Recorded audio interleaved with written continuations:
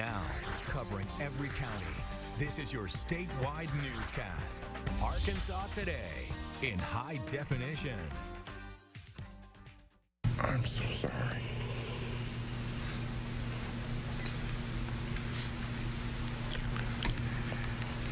I wish I could take it back, but I can't. He didn't want straightened out. He wanted the life he had. Good Monday afternoon. I am Aaron Nolan. The state is moving forward with plans to execute these two death row inmates. Jack Jones and Marcel Williams are scheduled to die by lethal injection beginning at 7 o'clock tonight. We do have team coverage this afternoon. Drew Petrimo is live in Washington, D.C., where the U.S. Supreme Court could decide a case which could impact future executions. Victoria Price is at the Cummins unit in Lincoln County. But first, let's go to Marcy Manley, who's been following the legal issues of all of these executions. Marcy, we started Monday. Things are continuing to develop. In fact, just moments ago, there has actually been a ruling on the case of Jack Jones. Yeah, one of the several rulings, rather, just like in those previous cases, Aaron. There are currently cases pending in state and federal courts regarding Williams and Jones. The 8th Circuit just handing down this decision denying his stay of execution. We're tracking a total of 9 cases at this point. Over the weekend, a federal judge rejected the inmates' claims that their weight and ongoing health issues could pose a problem for the drug protocol to work as planned. Both now have appeals pending at the 8th Circuit Court of Appeals, one of those being resolved through this opinion from the 8th Circuit Court on Jones. Both men currently also have filings in front of the Arkansas Supreme Court as well, based largely on ineffective counsel claims or allegations of problems during the appeals process. Now, after those decisions at the 8th Circuit, like the one that just came down, and Arkansas Supreme Court decisions, the United States Supreme Court would have the final word on whether the executions move forward if appeals are sent up to that highest court in the land. Now, we did see last week, however, that filings late in the afternoon that both the 8th Circuit and the United States Supreme Court considered. Those courts issued temporary delays in the execution of Liddell Lee before ultimately denying a stay of execution. So we'll simply have to wait and see if similar filings and challenges happen throughout the day today. Aaron?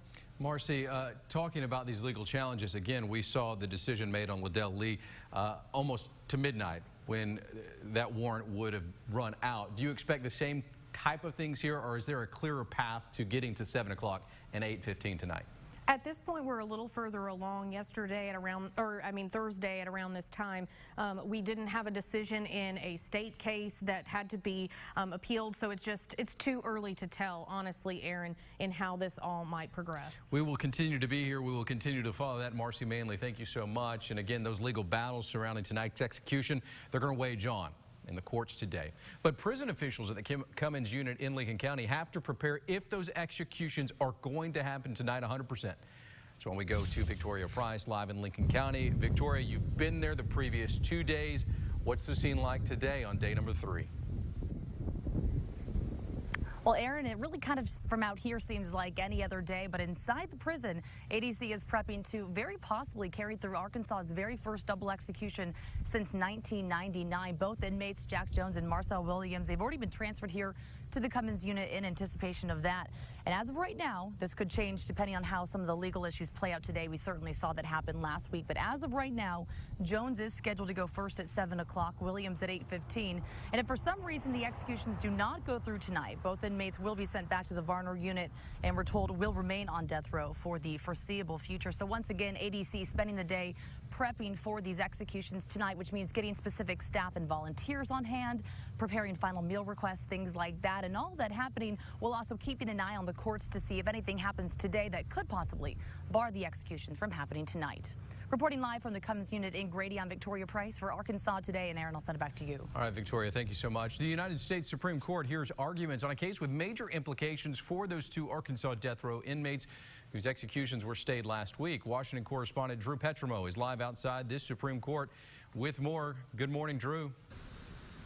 Hey, Aaron, this case involves James McWilliams Jr. He was charged in 1984 with the rape, robbery, and murder of a convenience store clerk in Tuscaloosa, Alabama. 2 years later, he was given the death penalty in court, but like many cases in Arkansas, this case has been bogged down in the courts ever since, and it's all over this issue of whether or not he was entitled to an independent mental health expert at trial. His lawyers say he was, and therefore he is entitled to be resentenced. Lawyers for the state, meanwhile, say that what they say was an independent expert that provided testimony to both sides in the case is sufficient to meet the requirements of the law. Now, this is a key case for Arkansas because the state Supreme Court stayed the executions both of Don Davis and Bruce Ward actually 1 week ago today while this case plays its way through the courts. Take a listen. We heard from both sides of the case outside the courtroom.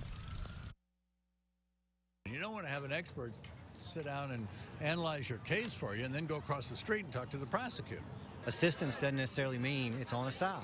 It means it's helping a lawyer understand what the issues are in a case, and an independent expert can do that. Now, both sides got about 30 minutes to argue in front of justices. They were both peppered with questions from those justices. A decision not expected until later this summer, actually at some point between now and the June recess. But again, it could have big implications for Arkansas if the court sides with the state of Alabama. That could pave the way for the executions to be carried out of both Don Davis and Bruce Ward. For now, that's the latest here live in Washington, D.C. I'm Drew Petromo. Aaron, back to you. Drew, thank you so much. You stay with Arkansas Today. We will keep you updated on the latest developments both on air and online, as well as on our social media accounts.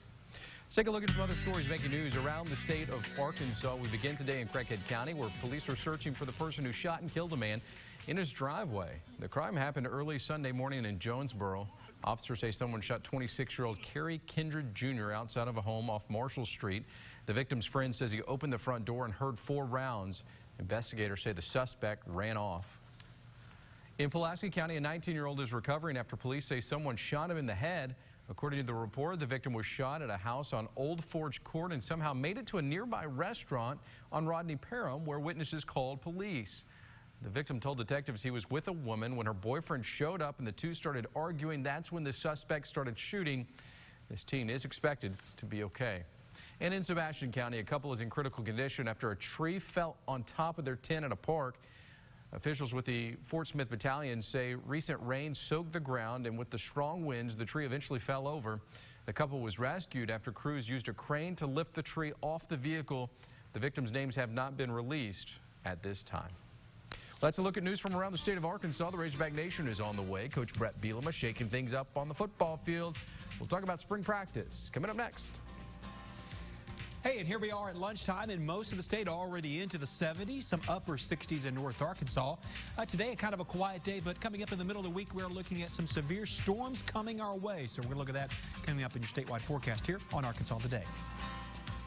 You're watching your statewide newscast, Arkansas Today, with Aaron Nolan and meteorologist Pat Walker.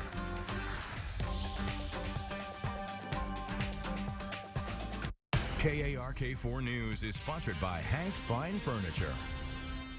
Spring is a time that trees bloom and new leaves grow. It's also a time for chores around the house. One of the most dangerous being up on the ladder cleaning out clogged gutters. So don't risk a fall. Just call Leaf Guard of Arkansas. Leaf Guard, the gutter that never clogs, guaranteed. It's a patented one-piece seamless system, and it's been backed by the Good Housekeeping seal for 10 consecutive years.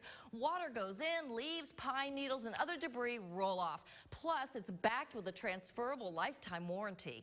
Stay off the ladder this spring and enjoy maintenance freedom with Leaf Guard. And hey, now's a great time to call during our Get the Jump on Spring sale. Save with 50% off labor. We have great financing. 18 months, no interest, plus a bonus. Receive a $100 Visa gift card with your Leaf Guard purchase. And call during this program for a free $50 Restaurant.com gift card with your in-home estimate. Call right now. Yeah. Yep.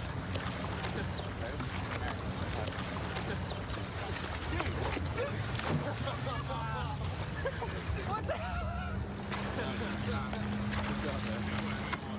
Partners Airless, a locally owned Cub Cadet dealer, invites you to an exclusive one-day event, the Cub Cadet Test Drive Experience, on Saturday, April 29th. Food, giveaways, and the best deals for one day only. Partners Airless, off the Kiel exit in North Little Rock. River City Recreation World in Sherwood is your locally owned RV store. From compact lightweight trailers starting at $69.90 to luxury diesel motorhomes, we have it all. Family friendly and ready to give you the best RV experience. With 10 large service bays and qualified technicians to serve you, our full service facility ensures customer satisfaction.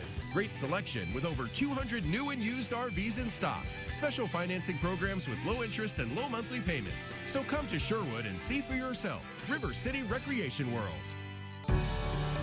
From our family to your family.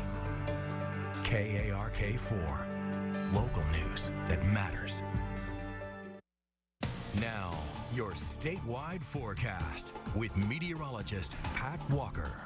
Hey, welcome back to Arkansas Today. Look at this beautiful blue, bright sky across Little Rock and western Pulaski County. A beautiful day here, and this is a sky that is typical all the way across our state. You know, this morning we had a pretty chilly start. We had mid-40s here in central Arkansas, occasionally in south Arkansas and west Arkansas, some lower 40s.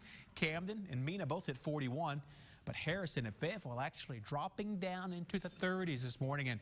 And even in parts of Garland County, around Jessieville, got a report of some very light frost. Very light frost. So, yeah, it was a pretty chilly morning. Well, with that sunshine, we've really warmed up. Nearly everybody's in the 70s now, just Mountain Home, Harrison, and Fayetteville, and West Memphis actually still in the 60s. Everybody else in the lower 70s. And you know what? I think we're going to keep warming up to many of us seeing the upper 70s. Some of us, including Fort Smith, could get very, very close to 80 this afternoon. More likely to see that, though, down in South Arkansas. So maybe one or two of us hit 80 today. Now, tomorrow, more likely everybody in the state gets to 80 with more sunshine again tomorrow and a strong south wind ahead of a cold front. Then that cold front will start moving in.